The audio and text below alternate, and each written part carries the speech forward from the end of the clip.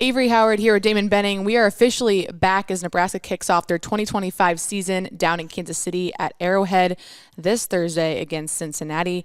Damon, I feel like truthfully this has been the shortest offseason considering Nebraska made a bowl game. But why does it feel like it's been the longest offseason maybe ever? Yeah, I think a lot of it has, and I agree with you, by the way. I think a lot of it has to do with the media availability, right? Where Coach Rhule, he spoke in the offseason. He spoke in the spring. We got him a couple of extra times, I think, during this span.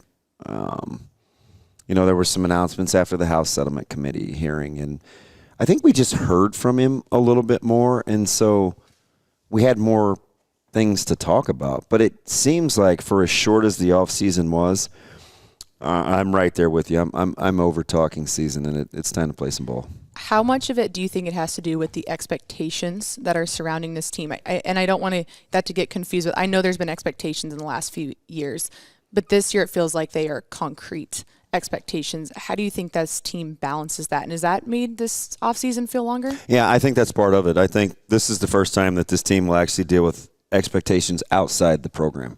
Because I think if you kind of weigh the expectation, quote-unquote, hype meter, most of it has come from, I think, the outside perspective. A dark horse playoff team. So some guys have them in the playoffs. It's kind of jumbled in the middle of the Big Ten. So people think, spots 5, 6, 7, 8, even 4 for that matter are up for grabs. So I think a lot of it comes from what could be. And then you hear Coach Rhule talk about him liking the roster and, of course, the played-out year 3 rule, which I hope we can do away with here shortly. It's going to be one of those buzz phrases, but I think a combination of those things have definitely added to the Rule 8 talk. Will you be looking to see how this team handles those? Yeah, it's the first time they've had to deal with it, and I think it's critical in growth and maturation when you're not used to dealing with expectations and you're coming off a season in which you had a few benchmarks, right? It wasn't where they wanted to be, but they did get the bowl game. They got the bowl game victory. You're starting to win a few more games at home, which is a quiet one that I think they're going to have to deal with head on. Mm-hmm. If you want to be the kind of program that Coach Rhule and this football team and the state wants them to be, you have to defend your yard. And Nebraska's getting better in that regard under Coach Rhule with home games. So that's another. And then I think the players feel good, right? You love your coordinators. You had a good offseason in terms of hires and work ethic, and I think they're ready to put it together too. You already got to it, so I won't beat it, as you already mentioned, but the year 3 of Coach Rhule. But I think what follows that phrase is usually the process. And without us being inside those walls every day, I don't know if we necessarily get to see what that day in and day out process is. However, I'm going to play a little game with you for a second. I didn't warn you, so hope you're ready. But I'm going to name about 5 players, and I want you to tell me what you think they have in common. Okay. Emmett Johnson, Luke Lindenmeyer, Heinrich Harburg, Riley Van Poppel, Javen Wright. Wow. So guys that are going to grow into the role that haven't been there where they are currently slotted this year, right? Lindenmeyer is the number 1 tight end. EJ, the number 1 running back. Javen, first full year as a full-time starter. Yeah, I'll go with those guys as familiar faces in what I'd call newer roles in terms of assuming leadership positions. So my theme here was I think they are the maybe living proof of what that Coach Rhule process looks like. And that's not me giving no credit to these players. I think they had to make a lot of sacrifices. But beyond that topic, going into year 3 for Coach Rhule, I think they show us that this coaching staff analyzes talent and the ways that they use it. And we're going to see that in year 3. What do you think that tells us about this Coach Rhule process mixed with the staff he's brought in, that no matter who it is, this is what I require of our coaches to pull the best out of our players? Yeah, I think this is on the heels of a guy like John Bullock, too, who is another proof of concept where they kind of moved positions, became a key backup, a starter, a key starter, right? The evolution, and it didn't matter what they inherited, what they saw. It was, hey, we kind of like this. This is our vision for it. Let's get everybody on board. Similar to the aforementioned group you had where, Lindenmeyer, you look at his development. And now it's a year for him where he can prove and defend the culture. You look at Harburg, who's been through it all. Yeah. He can defend the culture now. He's in that position. Emmett Johnson, he can defend year 3 culture where he knows what it's like. He's come out of the back end, and now it's like, hey, this is what it is. I'm going to show you, be a living testament to its practical application. I'd like that kind of theme because they give real tangible evidence to the words that we're always talking about of what year 3 represents. And I didn't even really tell you what we're going to talk about, so it's funny. My next question is literally when you hear E.J. Barthel say this is basically the last stop of the car wash of development for E.J., Emmett Johnson that is, you just said it's that their actions follow their words. They tell us it's a developmental program, but now we're actually seeing it. What did you take from his comments about Emmett and truly what those step-by-steps look like if these players just trust their coaches? I love it because anybody that's listened to me for the past 12, 15 years has heard me say this. You can't be afraid to call this a developmental program. I think that's how Nebraska has to win. I think that's how they're going to recruit. I think that's how they should recruit. And so when you want to speak things into existence, you have to be intentional. And if you're not willing to say it out loud, you're not very intentional. But now that the guys kind of know what it's about, how many times have we heard Coach Rhule talk about, hey, it used to be where you would supplement with your young guys. You didn't expect them to play. We need to develop on the offensive line. You want to spend a year or two getting acclimated and growing and getting stronger. And that's how you can grow old and stay old if you can follow that blueprint. Now with a guy like EJ, 500 yards rushing, and he had the good last third of the season, but there are still things to build on. Hey, can I be an every down guy? Can I improve on, the 1 touchdown scored or whatever those stats are? Can I pay the price in the offseason to get my body physically where it needs to be? And this is what it does for me during the course of the season. I love the fact that they're not afraid to acknowledge kind of the grimy part, the part that's it's just not as sexy to talk about, right? We're a developmental program, and people think, well, that means we're in waiting. Yes and no, right? Maybe on an individual scale, the development seems like you're in waiting. But conceptually as a whole for the program, it's where do I belong in that great big piece of the puzzle? And I think it gives you individual accountability, but in its totality, when you look at the picture, you want everybody to have a couple of things in mind, that you paid the cost and have done tough things to get where you are. And I think that embodies a lot of what they mean when they say developmental. Mm-hmm. And we know that comes from Coach Rhule, and that's something he just truly believes in. And he doesn't waver from what he stands on, but I've found it really fascinating how he's balanced what his foundation is mixed with, I know that I have to change and adapt to this culture of college football. And we saw him do that in a lot of ways this offseason. I think the biggest one being captains over the weekend. Him being okay to listen to his players to make that decision. What did you take away from, hey, this is still our program, this is our process, but I'm willing to listen to you guys to benefit the team the way you guys think we need to? Yeah, I think it's emotional maturation, and he's still continuing to grow through that process. And I love it because he fancies himself as a lifelong learner, but if there's no real practical application to the information you're taking in, are you really learning? Mm-hmm. And so for him, as a guy who's done a lot of the dictating, but has said, hey, the best teams are player-led. This is your team now. This is your program. To actually see a tangible example of that, I think is pretty cool. The players have spoken. He's listened. He's waited. They're not going to go all willy-nilly and do whatever the players say. Hey, coach, I think we should take Monday, Tuesday off and go. Like, it's not to that extreme, but, hey, this is the rationale for why we think the way we think. What do you think about it? And then able to have an open dialogue. And it also establishes trust, because the more the players are around him and this staff, the more they sound like him. Mm-hmm. And stop me if you've heard me say this before. Common language builds in accountability. Mm-hmm. And when you can talk in common language, the accountability comes in, I trust you. You think like I do. We're using the same language. I trust that you've had the information.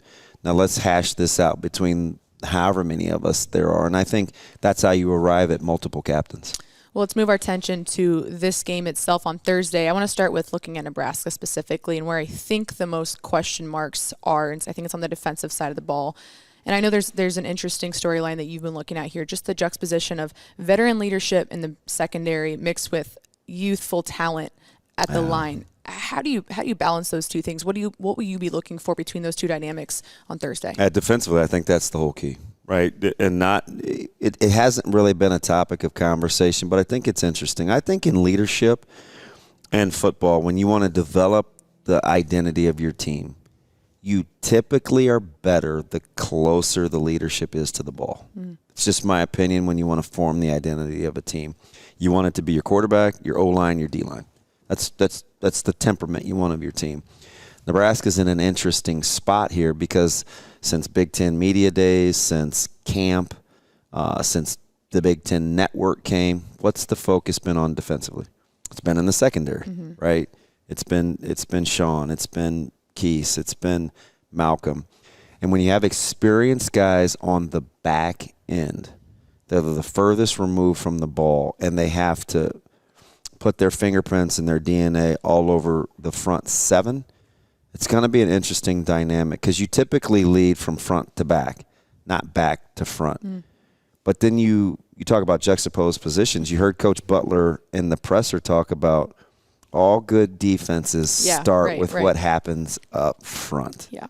So managing the expectations and the dynamics of that philosophy, which I believe to be 100% accurate, with the perceived strength of your football team on the defensive side, that's going to be something they have to manage, right? I mean, Malcolm or Sean or some of these guys are going to have to be able to go to Keona or Judy or, Riley or, Jalen George or Winari and say, hey, listen, right? And however you disseminate that information, it's going to have to be received. There's going to have to be respected. And know that those guys that are experienced on the back end still know that if they really want to do work, it starts with those guys up front. That balance will be interesting to watch unfold. And this is game one, so this won't be a polished product. But as you just mentioned, Coach Butler said it, the physicality has to start there. Yeah. Will that be the first thing you're looking for from that line? Or what will give you signs of, okay, this group is connected on Absolutely. Thursday? I think that's the game within the game. If I had to boil it down to one or two things, I'm starting with how Coach Butler, Coach Snow, Coach Simpson, Coach Braden, Coach Dvorak, Coach Williams, all that defensive staff want to play defensively. They talked about being an aggressive movement front, playing in the backfield, being violent, being explosive. They've obviously repped that all camp. Yeah. It's been a goal. It's how they trained in the winter. It's how they wanted to put their body types together. All these questions about size and are they undersized and can they stop the run. However it is that they want to play did not sneak up on this defensive staff. They built it, designed it, trained it to play this way. We'll see how quickly that pays dividends because you're going against 80% of a new offensive line, and continuity is a thing in real games. So who gets off to the quicker start? Who imposes their will in terms of schematics? Is it the bigger offensive line of Cincinnati, or is it the mantra that Coach Butler wants to play with, talking about playing with quickness and violence, like get back? Can we snap heads when we touch guys? That, for me, is the whole game within the game. Naturally, I feel like I need to bring up Coach Braden, not because it's his homecoming to Kansas City, but because I think he's been one of the coaches talked about the most, not only from the players, but other coaches. What will you see on Thursday where you say, his fingerprints are on this defense? The versatility along the D-line, where you can play William Winari in a 2-tech, a 3-tech. He can go out and play a 6. You can play George and Judy together. You can play Van Poppel with Cam Lenhart, or just the versatility across the front in terms of not just the number of bodies, but the versatility. It's not easy to line up and play in a shade where you're just outside that center and then slide out and play over a tackle. But if you want to really excel in this defense, the more that you can cross-train with those techniques, the better off you're going to be. He's used to much smaller numbers in the NFL in terms of defensive linemen. But look no further than a guy like Chris Jones, who can play anywhere along that front to get matchups. But you have to be able to have the skill sets taught to you as well. He didn't grow up as a natural inside out player for the Chiefs on a Hall of Fame-esque level. Mm-hmm. He was developed to get there.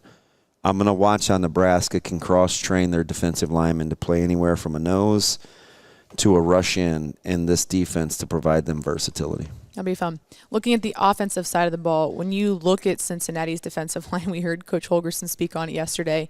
What will be some of those biggest challenges they present for this, offensive line that's a pretty fluid situation? Yeah, I think Nebraska wants to run the football and establish that early. So I think the mass, putting a body on a body and seeing if you can move guys to establish good run action to be able to take your shots down the field. It's a pro-style offense, and I think a lot of it's going to stem from the check with me's that Dylan is going to get, where he has the ability to count numbers in the box.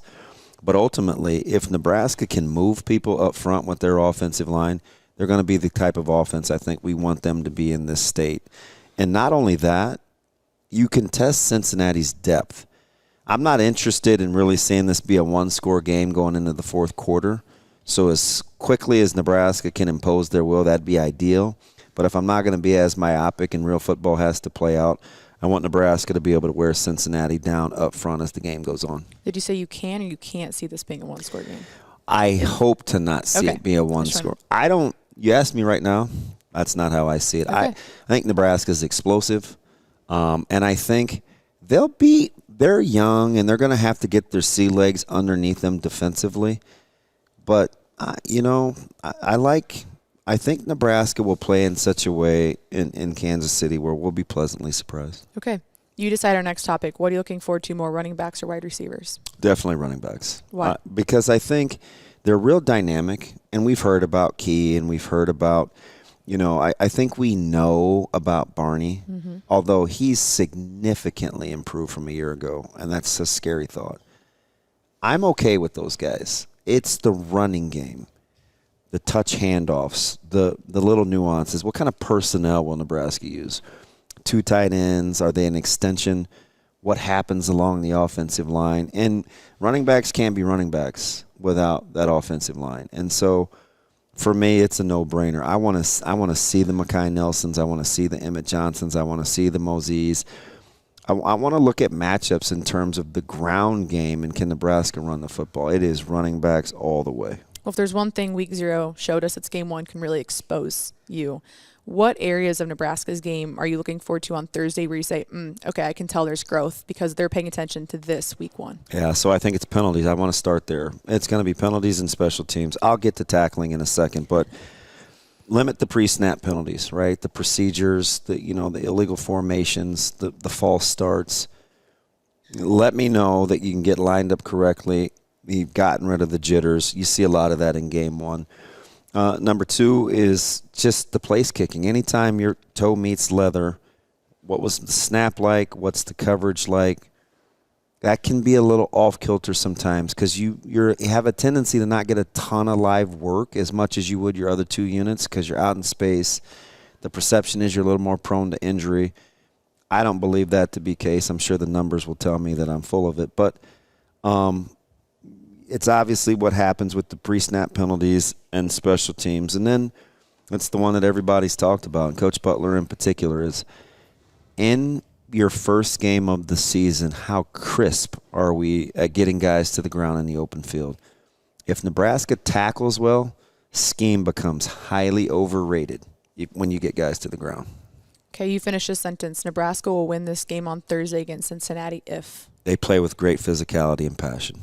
I don't think this – we can talk about year 2 Dana with Dylan and, odd fronts versus even fronts and stopping the run. If Nebraska comes out and plays with great passion and energy, they'll be just fine.